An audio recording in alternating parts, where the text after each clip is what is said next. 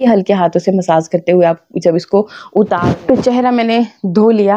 लो जी, आ गया सर्दियों का मौसम, और सर्दियों का मौसम आने के साथ साथ ही आपके कमेंट्स भी आना शुरू हो जाते हैं कि कैसे हम अपनी त्वचा का ध्यान रखें ताकि हमारी स्किन काली ना पड़े, निखरे, ग्लो करे, रूखी बेजान ना दिखाई दे। तो बहुत ही जबरदस्त उपाय मैं आज आपके लिए लेकर के आई हूँ। आपको चाहिए होगा ये फिटकरी का टुकड़ा। पूरी स्किन केयर बता रही हूँ, वीडियो को ध्यान से सुनिएगा। जैसे मैं आपको बता रही हूँ ना, बस आपको पूरा सॉल्यूशन बना करके दे दूंगी, आपको डेली डेली रेमेडीज करने की ज़रूरत नहीं रहेगी। बस जो मैं तरीके बता रही हूँ, बस वो आपने फिर रात को सोने से पहले, मॉर्निंग में, जब भी आपका दिल करे वो स्किन केयर कर लेना। आपको पूरी सर्दी आपकी स्किन जो है ना, शीशे की तरह ग्लो करती रहेगी, चमकती रहेगी, रूखी बेजान भी नहीं रहेगी। तो फिटकरी का ये टुकड़ा आपको लेना है, जो कि आपको मार्केट में मिल जाएगा। बहुत ज़्यादा महंगा नहीं होता, सस्ता होता है, 5-10 रुपए में आ जाएगा, या फिर आपके घर में जेंट्स लोग जो दाढ़ी बनाते हैं उनकी किट में होगा। तो आप अपने लिए मतलब एक टुकड़ा अलग से रख लीजिएगा। तो ये जो फिटकरी का टुकड़ा आपने लिया, बहुत सिंपल सा मैं आपको सॉल्यूशन बता रही हूँ। जिन लोगों को पिंपल्स बहुत ज़्यादा होते रहते हैं, जी हाँ, सर्दियों के मौसम में अक्सर हम लोग अपनी हाइड्रेशन का ध्यान नहीं रखते हैं। मतलब प्यास नहीं लगती तो हम भी क्या करते हैं कि पानी कम पीते हैं, जिसकी वजह से हमारी बॉडी में हीट हो जाती है, और चीज़ें भी हम ऐसी खाते हैं जो गर्म तासीर की होती है, क्योंकि ठंड होती है। तो जी बॉडी में हीट बहुत ज़्यादा हो जाती है, और फिर हमारे चेहरे पे निकल जाते हैं छोटे छोटे पिंपल निकल आते हैं। अब जी सॉल्यूशन यही फिटकरी का टुकड़ा है। तो ये फिटकरी का टुकड़ा आपको ले लेना है। इस तरह से एक बाउल ले लीजिए, उसमें फिर देखिए आपने क्या करना है कि गुलाब जल लेना है। इस तरह से देखिए सकते हो आप, छोटी सी बिल्कुल जो आपकी ये दिख रही है आपको, बिल्कुल छोटा सा पैक मैंने ले रखा है।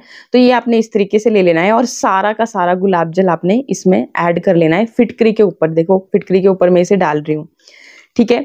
फिटकरी के ऊपर इसे आप सारे के सारे गुलाब जल को ऐड कर लें, और ये जो चीज़ बनेगी, जैसे मैंने आपको बताया कि डेली जब भी आपको टाइम लगे इसे आप अपने स्किन पे अप्लाई कर सकते हो। तो इस तरीके से आपने इसको सारे गुलाब जल को यहाँ पे इस फिटकरी के टुकड़े के ऊपर मतलब डाल दिया, और इसको डिप हो जाए इसके अंदर।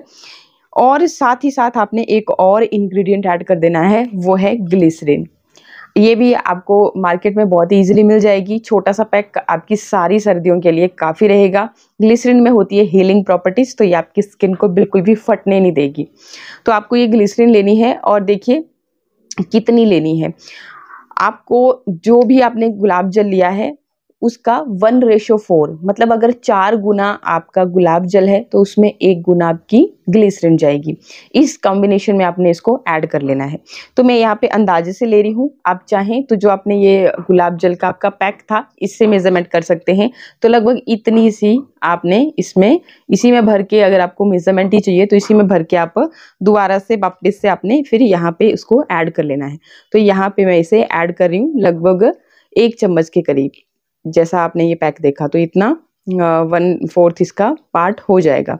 तो यहाँ पे फिर मैंने ये ग्लिसरीन भी ऐड कर ली। अब अच्छी तरह से इन सारी चीज़ों को अच्छे से, मतलब फिटकरी की हेल्प से ही इस तरह से एक बार इसको आप घुमा लीजिए, मिक्स कर लीजिए, और इसको छोड़ दीजिए 5 मिनट के लिए। ज़्यादा देर नहीं, बस 5 मिनट के लिए आपने छोड़ देना है। फिर 5 मिनट के बाद आप फिटकरी के इस टुकड़े को अलग कर दीजिएगा, साइड कर दीजिएगा। आप जैसे मैंने बताया कि इसको बार बार यूज़ में ला सकते हैं। और ये जो आपका यहाँ पे गुलाब जल में आपने ग्लिसरीन ऐड किया, तो इसको आपने क्या करना है कि वापस से इसी बॉटल में आपने इसको ऐड कर लेना है। और आपका ये जो टोनर है, आप टोनर भी बोल सकते हो, जिन लोगों को पिंपल्स बहुत ज़्यादा होते रहते हैं उनके लिए, एक तो आपके पिंपल्स को भी क्योर करेगा, और साथ ही साथ आपकी स्किन को ये हाइड्रेट रखेगा।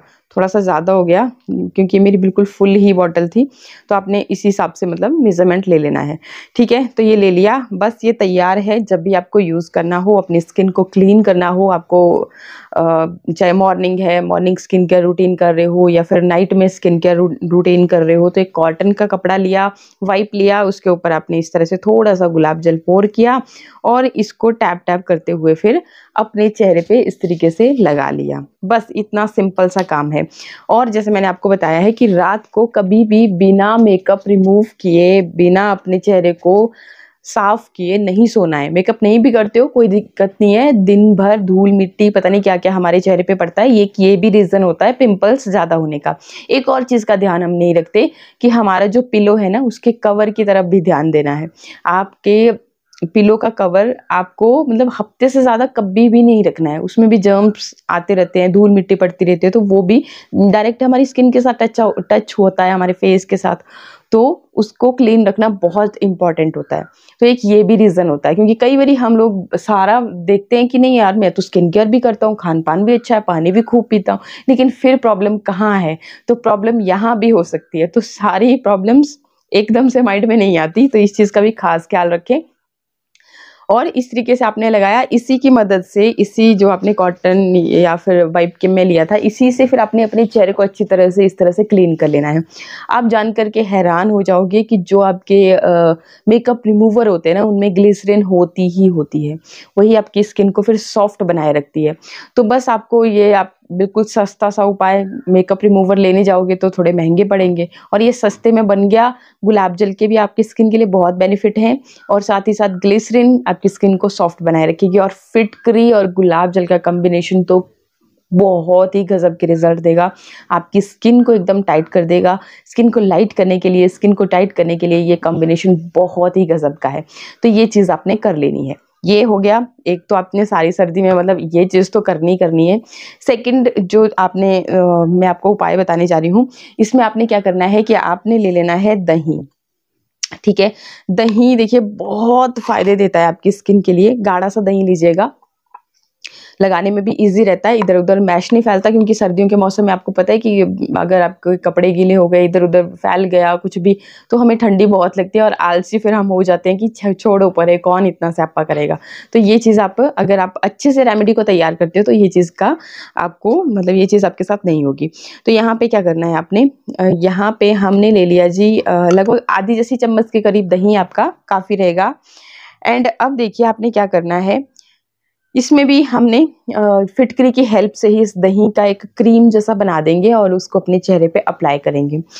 तो दही में हमने, जैसे कि हमारी स्किन बहुत ज़्यादा फटती रहती है सर्दियों के मौसम में, थोड़ा-सा आपने इसमें ग्लिसरीन ज़रूर ऐड कर लेनी है। बहुत ज़्यादा नहीं, 4-5 बूंदें आपने आधी जैसी चम्मच में ग्लिसरीन की ऐड कर लेनी है। ग्लिसरीन अगर ना भी हो तो इसकी जगह पे आप शहद का भी इस्तेमाल कर सकते हो। सर्दियों के मौसम में शहद ना जम सा जाता है, हमारे यहाँ पे ठंडी बहुत होती है, इसलिए मैं शहद की जगह पे ग्लिसरीन ज़्यादा लगाना पसंद करती हूँ। मतलब एक तो ईज़ी होती है, लिक्विड फॉर्म में होती है, लगा भी सकते हैं, और शहद को पहले फिर हमें धूप में रखना पड़ जाता है। बाकी अगर आपके पास शहद है, आपको ये दिक्कत नहीं है, आप वो भी लगा सकते हैं, दोनों में से कोई भी चीज़ है, बहुत अच्छे रिज़ल्ट देता है शहद भी।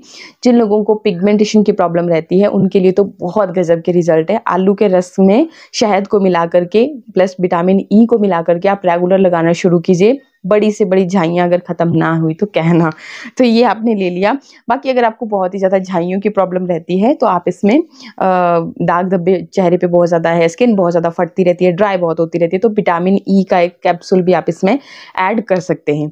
और ये जो दही है ना, मतलब इतना अच्छा रिजल्ट देगी आपको, और जितना भी आपके चेहरे पे डेड स्किन है, धूल मिट्टी आपके पोर्स के अंदर चली जाती है स्किन के, तो ब्लैक हेड व्हाइट हेड का रूप ले लेती है, वो सारी चीज़ें इससे बिल्कुल ख़त्म हो जाएगी। अच्छा, अब इसमें हम डालेंगे विटामिन सी का सोर्स, जो कि लेमन सबसे बढ़िया विटामिन सी का सोर्स है, लेकिन बहुत सारे लोगों का कहना होता है कि सूट नहीं करता, हम नहीं लगा सकते हैं। तो उनके लिए मैं बताती हूँ कि आप लेमन को कैसे यूज़ कर सकते हो। लेमन की जगह वैसे तो अब सीज़न में संतरा भी आप वो भी ले सकते हैं, संतरे का रस ले लीजिए, या फिर जैसे मैं अब बता रही हूँ कि नींबू अगर नहीं यूज़ कर पा रहे हो, आप सेंसिटिव है बहुत ज़्यादा स्किन, तो इस तरीके से आपने क्या करना है कि ये जो नींबू का जो छिलका है ना, ये बाहर का, वैसे ही संतरे का भी जो बाहर का छिलका है उसको ग्रेटर की मदद से ग्रेट करना है, सिर्फ छिलका, ठीक है। नींबू से 2 गुना 4 गुना ज़्यादा विटामिन सी पाया जाता है इसके छिलके में, और आपको फिर वो वाली प्रॉब्लम भी नहीं होगी। आपने सुन ही रखा होगा लेमन एक्सट्रैक्ट, एलोवेरा एक्सट्रैक्ट, या फिर जो भी, तो मतलब वो इसी तरह से जो पील होता है ना, उसी से बना होता है, तो वो हर तरह की स्किन टाइप वाली इजीली लगा सकते हैं। तो आपने वो ग्रेटर की मदद से ग्रेट किया और उसका रस निकाल लिया।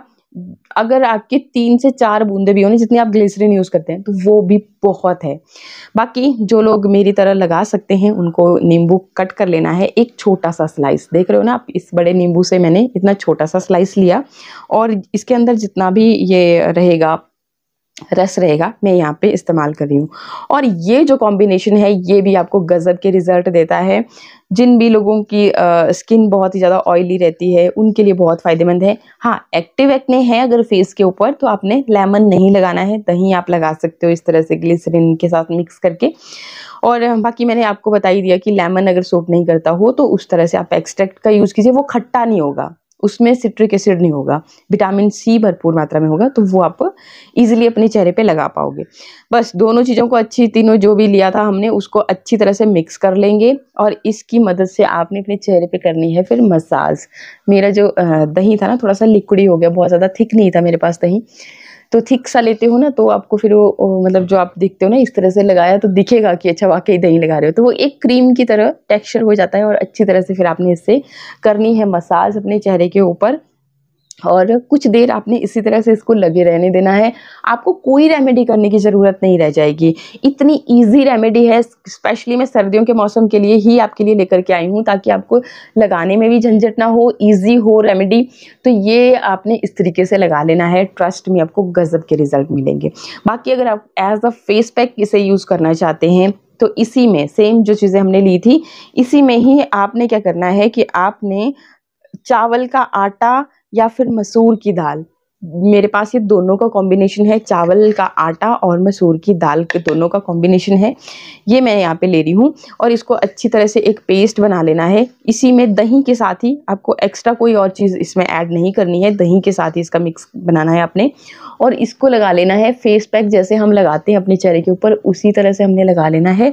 और एक चीज़ का ध्यान रखें कि जब आप चावल का आटा ले रहे हो ना, तब अब आपने अपने चेहरे को ना रगड़ना नहीं है यहाँ पे, ठीक है? इस चीज़ का खास ख्याल रखें क्योंकि हम अक्सर यही करते हैं कि अपने चेहरे को कोई भी फेस पैक लगाया उसको दे दनादन इस तरह से रगड़-रगड़ के अपने चेहरे पे अप्लाई करते हैं। ये चीज़ आपको नहीं करनी चाहिए, इससे स्किन आपकी सेंसिटिव होती है, पतली पड़ती रहती है, आपकी जो अपर लेयर है वो डैमेज होती है।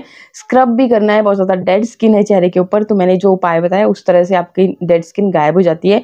लेकिन फिर भी अगर आपको करना है तो हल्के-हल्के हाथों से मसाज करते हुए आप जब इसको उतार रहे हो, चेहरा धो रहे हो, उस वक़्त आप इसको हल्के-हल्के हाथों से इस तरह से सर्कुलर मोशन में जैसे हम मतलब फेस वॉश करते हैं, उस तरीके से इस तरह से करते-करते आप इससे अपना चेहरा धो लो।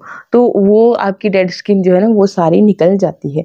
तो इस तरीके से आप इसे यूज़ करें। फिर इसके बाद अब आप देखिए अब सर्दियों के मौसम के लिए क्रीम कौन-सी लगानी है वो मैं आपको बताती हूँ। पहले मैं भी इसको थोड़ा-सा सुखा के चेहरा धो के आपसे मिलती हूँ। तो चेहरा मैंने धो लिया एंड रिज़ल्ट देखिए जब आप खुद यूज़ करना शुरू करोगे तो आपको खुद ब खुद इसके रिज़ल्ट जो है ना आपके सामने आ जाएँगे। बाकी क्या मॉइस्चराइज़र अब इस्तेमाल करना है, अगर मैं अपनी बात बताऊँ तो मुझे सबसे बेस्ट लगता है नारियल का तेल। तो मैं इसे एज़ अ मॉइस्चराइज़र इस्तेमाल करती हूँ और आप देख ही सकते हो कि कितना ज़्यादा अभी जम गया है ये।